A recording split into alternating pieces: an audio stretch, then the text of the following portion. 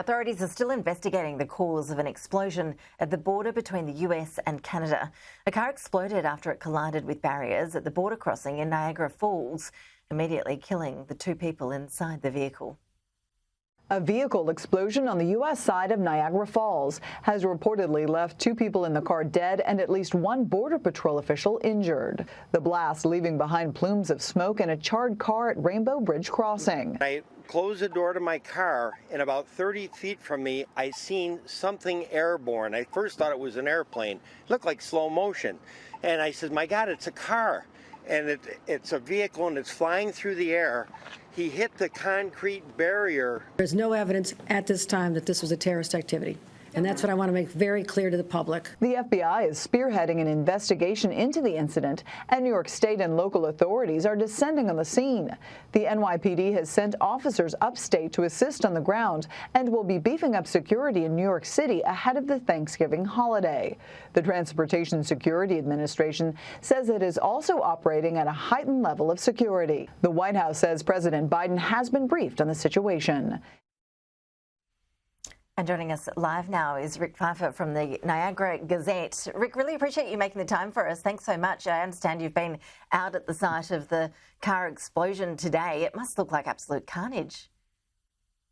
It was a mess. There was debris. It was an extraordinarily large debris field, as you might expect from a car going airborne and then slamming into the pavement and exploding.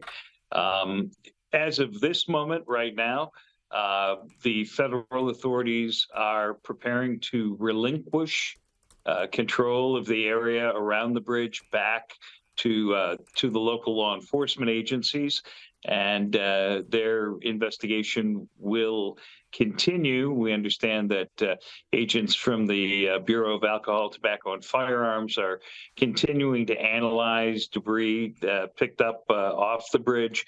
And we understand that they've made a tentative identification of the driver of the vehicle and are reaching out to notify next of kin and then continue the investigation from there.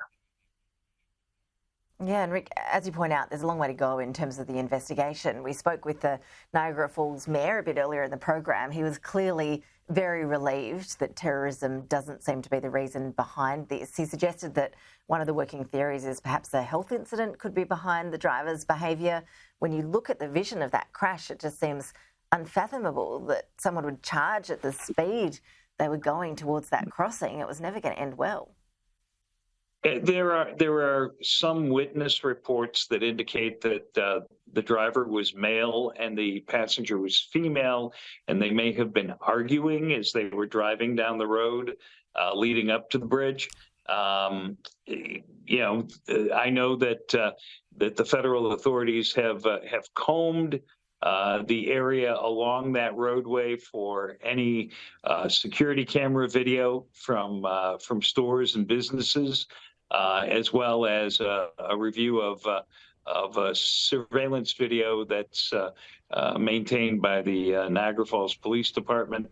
So, what the federal authorities told us tonight is that, notwithstanding the governor's expression that to the best of their knowledge at this time, based on the evidence, there is no connection to terrorism.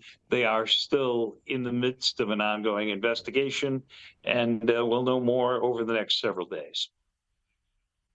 And Rick, just for our Australian viewers who might not be familiar with that part of the world, just how tight is security at the border? Has this uncovered any failings on the security front, or do you expect it will be put down as a freak isolated incident?